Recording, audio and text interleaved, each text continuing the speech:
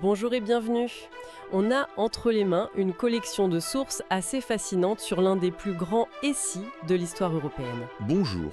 Oui, le traité de Troyes de 1420. Exactement. Et l'idée qui en ressort est vertigineuse.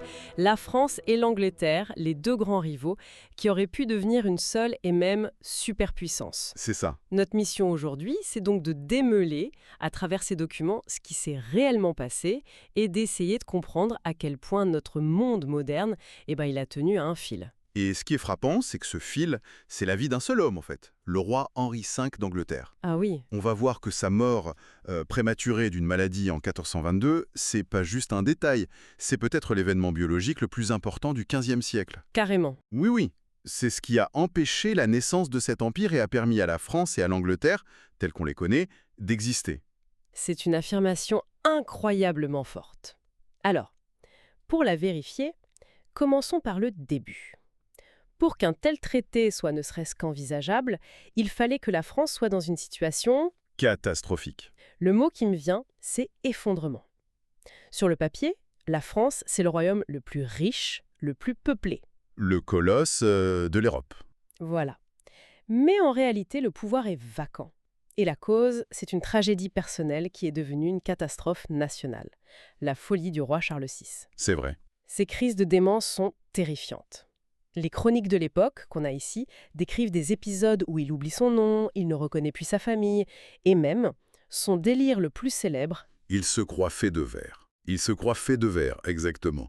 Il hurle si on essaie de le toucher, de peur de se briser. l'image est terrible.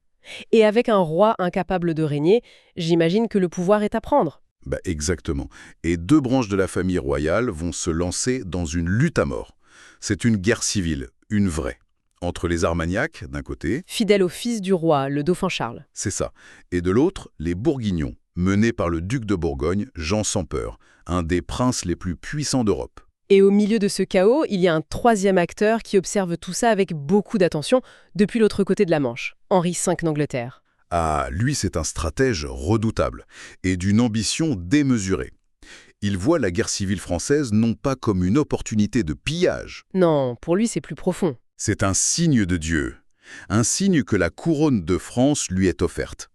Et sa victoire écrasante à Azincourt en 1415, où il anéantit une bonne partie de la chevalerie française, c'est pour lui la confirmation divine.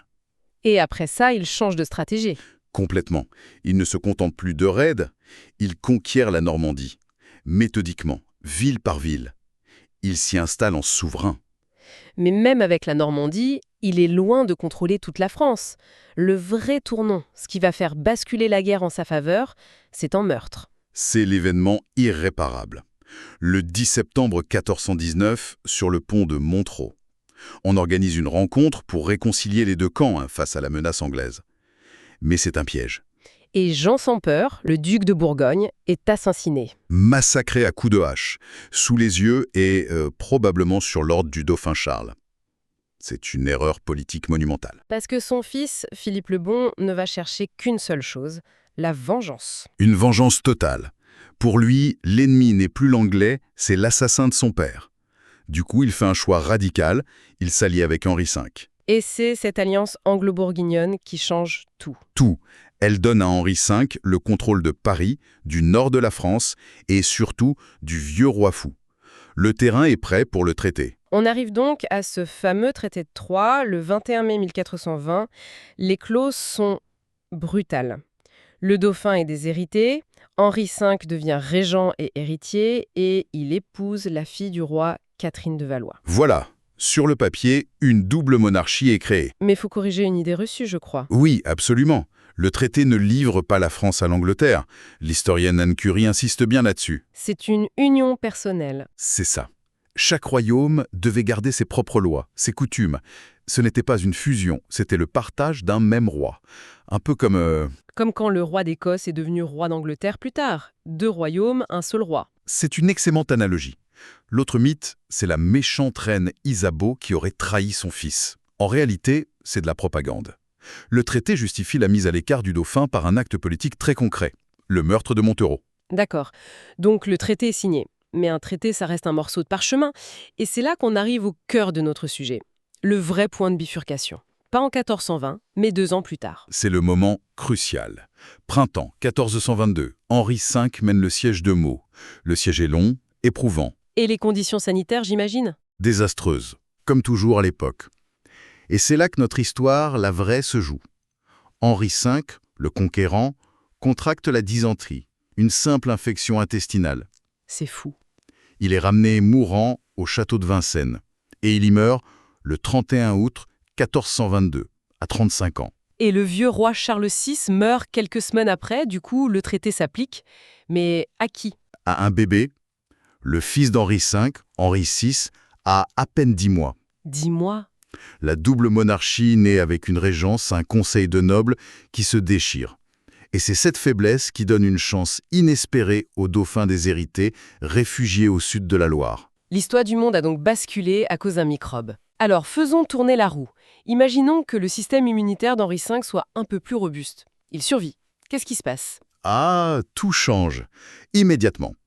Quand Charles VI meurt en octobre 1422, il n'y a pas de régence faible. Il y a un roi de 35 ans, au sommet de sa puissance, de son prestige, craint de tous. Il se fait couronner à Paris. Il entre dans Paris et se fait couronner Henri II de France à Notre-Dame. L'acte politique et psychologique aurait été dévastateur. Le projet passe de promesses fragiles à réalité implacable. D'accord. Mais est-ce que ça aurait suffi? J'ai du mal à croire que les seigneurs du Sud, en Languedoc par exemple, auraient simplement accepté un roi anglais. C'est une bonne question. Ça n'aurait pas été facile, c'est sûr. Mais il ne faut pas sous-estimer deux choses. D'abord, le prestige d'Henri V. C'était une légende de son vivant. Et ensuite, l'épuisement total du pays. Après des décennies de guerre civile, la paix, même imposée, était une denrée très attractive. Et ben dans ce scénario, une figure comme Jeanne d'Arc devient... Incohérente. Absolument incohérente. Ah oui, pourquoi? Analysons.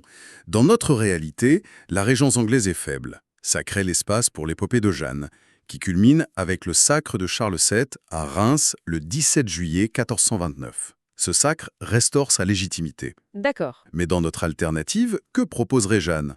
Mener un dauphin fugitif se faire sacrer à Reims, une ville tenue par les Anglo-Bourguignons, pour contester un roi déjà couronné à Paris, un monarque victorieux et en pleine possession de ses moyens? La mission n'aurait eu aucun sens. Aucun. Elle serait restée une paysanne inconnue de Lorraine, Et sans ce miracle, la cause du roi de Bourges, comme on l'appelait, s'effondre. inévitablement. Sous la pression d'un Henri V bien vivant, et sans cet élan mystique, ses soutiens l'auraient abandonné. La dynastie des Valois se serait éteinte dans l'exil. Alors, projetons-nous dans ce nouveau royaume. À quoi ça ressemble au quotidien? C'est là que ça devient fascinant. Le centre de gravité du pouvoir se serait déplacé sur le continent. La France était plus riche, plus peuplée. Henri et ses successeurs auraient passé le plus clair de leur temps à Paris ou à Rouen. Donc, les nobles anglais auraient dû s'adapter. Exactement. Pour garder leur influence, ils auraient dû servir en France, apprendre le français, adopter les coutumes. On aurait vu l'émergence sur plusieurs générations d'une nouvelle élite dirigeante bilingue anglo-française. Ce qui est fou, c'est que ça veut dire que les identités nationales françaises et anglaises, qui se sont construites l'une contre l'autre, ne se seraient jamais vraiment solidissées. Précisément, la loyauté n'aurait pas été nationale, elle aurait été dynastique. On aurait été sujet de la maison de Lancastre, qu'on vive dans le Kent ou en Normandie. L'ennemi héréditaire n'aurait eu aucun sens. Aucun. C'est l'échec du traité qui a forcé l'Angleterre à se replier sur son île et la France à se construire contre l'Angleterre. Là, ces deux chemins n'existent plus. Et si cette rivalité disparaît, c'est toute la carte de l'Europe qui est à redessiner. Je pense tout de suite à l'allié de la France, l'Écosse. Ah, l'Écosse, leur fameuse Old Alliance, devient leur condamnation à mort. Isolée, privée de son protecteur, elle aurait été conquise et absorbée dans l'Empire en 1 ou 2 générations. Et la Bourgogne. Philippe le Bon, privé de sa capacité à jouer un camp contre l'autre, serait resté un vassal très riche, très puissant, mais un vassal quand même. Son rêve d'un royaume indépendant se serait heurté à un mur. Et au sud, en Espagne, La Castille et l'Aragon, encore séparés, se seraient sentis écrasés. Ça les aurait sans doute poussés à accélérer leur propre union, mais par pure nécessité défensive. c'est un bouleversement complet. Mais le domino le plus spectaculaire n'est même pas encore sur la carte en 1422. Je veux parler des Amériques. C'est le point culminant. Arrivons à la fin du XVe siècle, l'ère des grandes découvertes. Dans notre histoire, c'est le Portugal et l'Espagne qui mènent la danse. Oui. Mais dans notre scénario, la double monarchie est, de très loin, la première puissance d'Europe. Elle combine la tradition navale anglaise normande, bretonne, avec la richesse démographique française. C'est un géant. Attendez, ça veut dire que lorsqu'un certain Christophe Colomb cherche un mécène pour son projet, Les premiers navires à atteindre les Caraïbes auraient arboré un étendard mêlant les léopards anglais et les fleurs de lys françaises. les noms sur la carte seraient totalement différents? Pas d'Hispaniola ou de Floride. Peut-être une nouvelle Normandie, une Lancastrie, une terre de Catherine. On n'aurait donc pas une Amérique latine et une Amérique anglo-saxonne, mais un seul bloc culturel dominant dès le départ. Probablement, oui. Et l'Empire espagnol tel qu'on le connaît n'aurait jamais vu le jour, ou serait resté une puissance de second ordre. Le grand récit de la colonisation aurait été celui de l'expansion d'un seul empire. En parcourant ces sources, la chaîne causale est stupéfiante. La survie d'un roi à une infection mène à la non-naissance des nations modernes et à la création d'un empire mondial, anglo-français. Ce que cette expérience de pensée révèle, c'est la nature profondément contingente de l'histoire. Les nations qu'on croit éternelles sont en fait des constructions fragiles. Elles dépendent d'un hasard biologique, de la vie ou de la mort d'un seul homme. Ce qui nous laisse avec la grande question que ces documents soulèvent, sans y répondre évidemment. Est-ce que cette alternative, celle d'un empire unifié, aurait été préférable aux siècles de rivalités sanglantes qui ont réellement eu lieu? C'est une question morale, philosophique, sans réponse simple. Mais elle nous force à regarder notre propre chronologie différemment. Rien n'était écrit. Notre monde, avec sa carte, ses langues, n'a peut-être tenu qu'à la fièvre d'un roi il y a 600 ans. Et si, la question la plus fascinante de l'histoire. N'oubliez pas de liker et de vous abonner pour plus d'expériences de pensée.